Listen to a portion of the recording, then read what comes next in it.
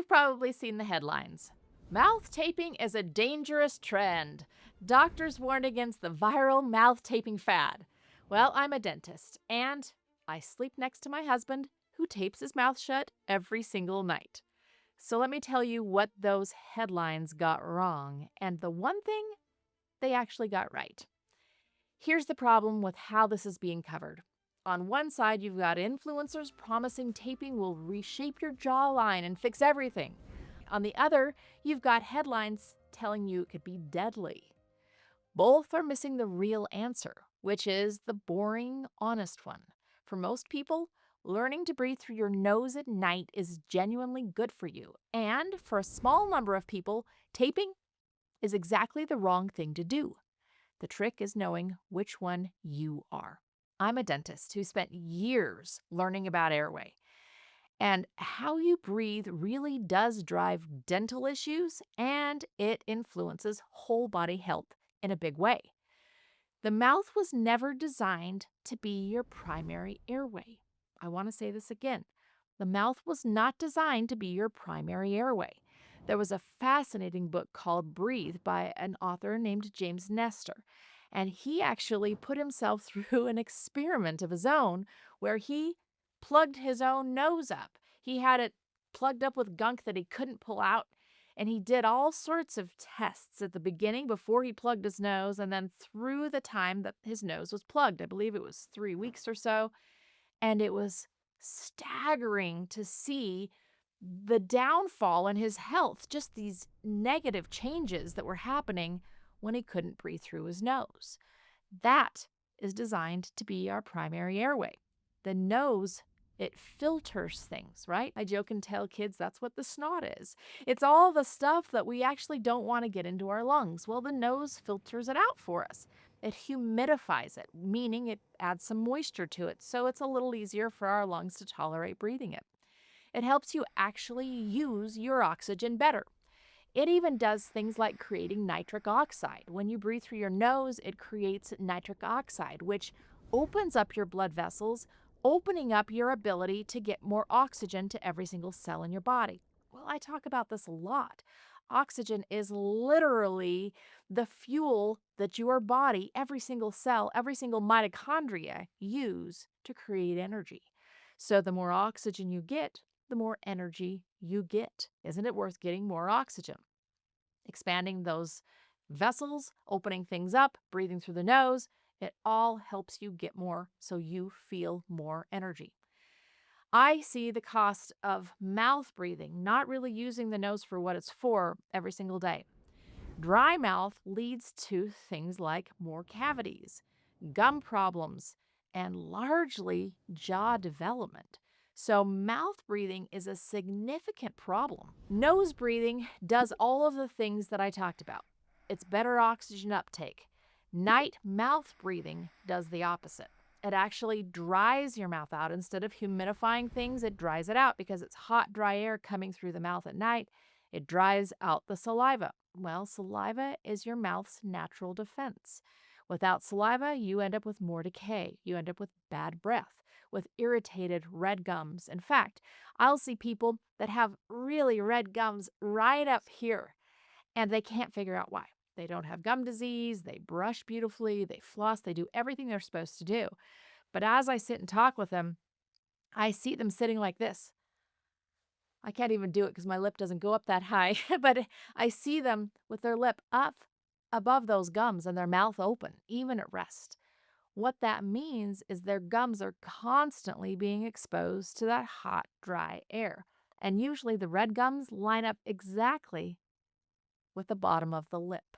So if we can get the lips down and over those teeth and gums at night, cavities decrease, gum disease decreases, bad breath decreases, tonsils, they get less swollen, all kinds of things happen. Chronic mouth breathing is linked to poorer sleep as well, because when you open your mouth at night, it means oftentimes you're not getting the air that you need through your nose. So this is an accommodation thing that your body's doing. It's doing something to help you get more air.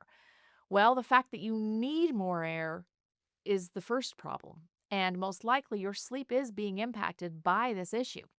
In children, when you drop your face, and your jaw like this, it leads to pressure inward from the cheeks and a long, narrow jaw and face development. Now, this is a very personal thing for me because I have a husband who this is the way he developed long before I met him, and a son who followed him genetically and has also developed this way. And this was before I really knew what to do about it. So they both mouth tape at night. But the goal isn't the tape. The goal is nasal breathing. The tape just trains it. I really need you to understand this. The tape is not the solution. The tape is the training tool to get you to the solution, which is breathing through your nose. So here is where the warnings are absolutely correct, and I want to be very clear about this. If you have sleep apnea that hasn't been diagnosed or treated, mouth taping can be dangerous. If your nose is blocked, if you have chronic congestion, a deviated septum, allergies, taping your mouth shut can leave you struggling to breathe. So, you do not start with a tape. You start by making sure that your airway is actually open and you don't have untreated apnea. If you snore heavily, if you wake up gasping, or you wake up unrefreshed, get evaluated first. That part of the headlines is right, and it matters. So here's how I want you to think about it. Mouth taping isn't the fix. It's a training tool. We're not trying to force your mouth shut all night. We're gently reminding your lips and muscles to rest closed, so your body relearns to breathe through your nose on its own. Once those muscles relax into the right position, a lot of people don't even need the tape anymore. It's not a hack. It's just a help back toward how you were designed to breathe. So if this is the honest take you've been looking for, hit subscribe. I cover the airway and whole body side of your mouth here every single week. And if you think mouth breathing might be affecting your sleep, your cavities, your gums, the most important thing you can do is to see a dentist who actually evaluates the airway.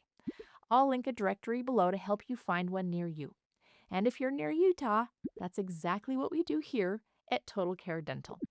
So, how to tape safely? Here's the protocol. Number 1, rule out the danger first.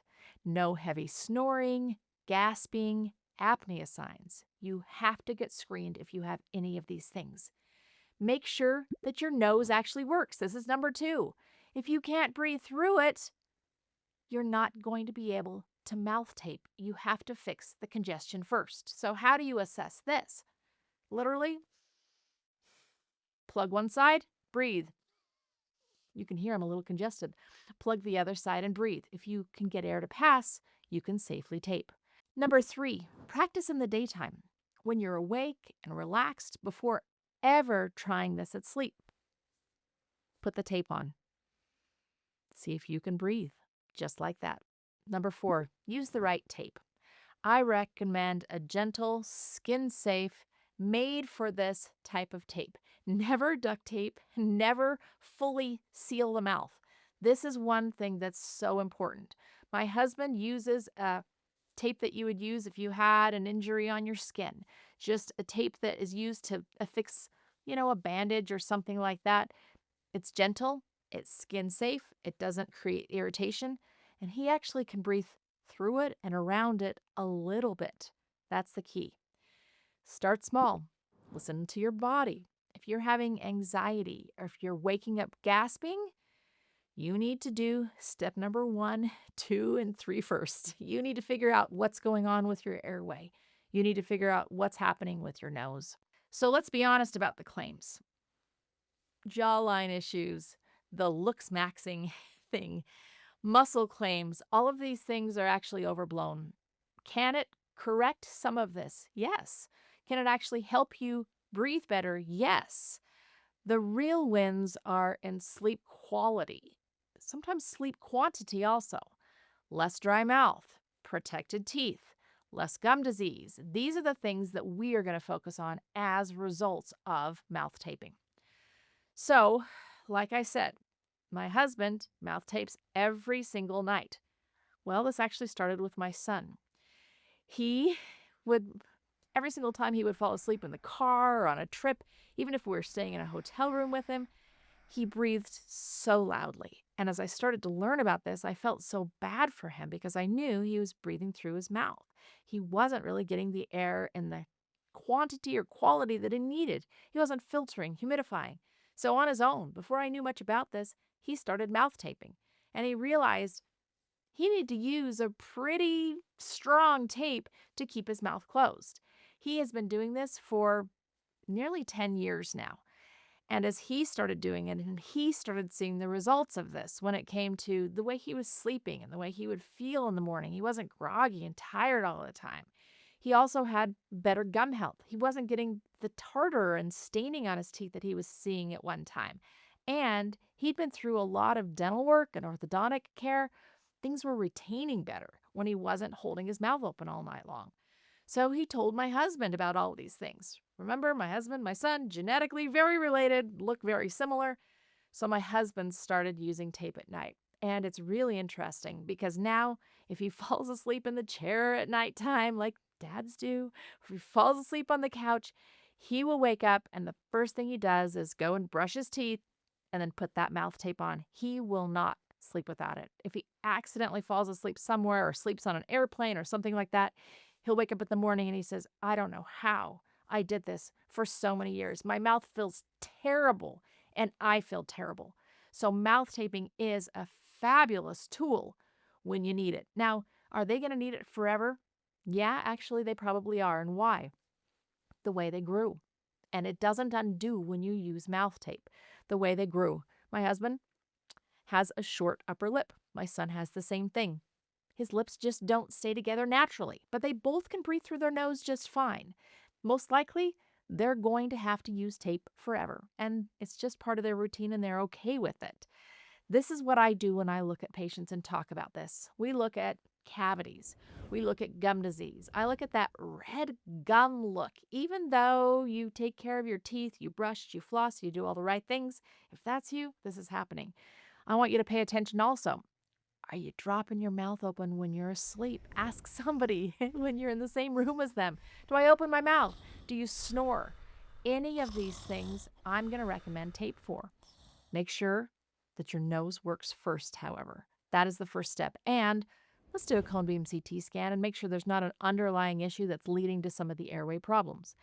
But the mouth tape is a very inexpensive, very easy tool that many people can use. So the ones I tell not to do it are the ones that have obvious signs of sleep apnea. They're waking up all night long, they can't go to sleep, they wake up so exhausted and tired in the morning, worn front teeth right here, scallops on the side of their tongue. These are all signs that they're not sleeping well. Dark circles underneath their eyes. These are ones that we're going to evaluate first. They can still start to use a little mouth tape, but evaluation is going to be a part of it. So no, mouth taping isn't a dangerous fad, and it isn't a magic fix either. For most people, it's a safe, simple way to retrain the breathing that you were born to do. For a few people, it's the wrong tool until an airway problem is handled. Knowing the difference is everything.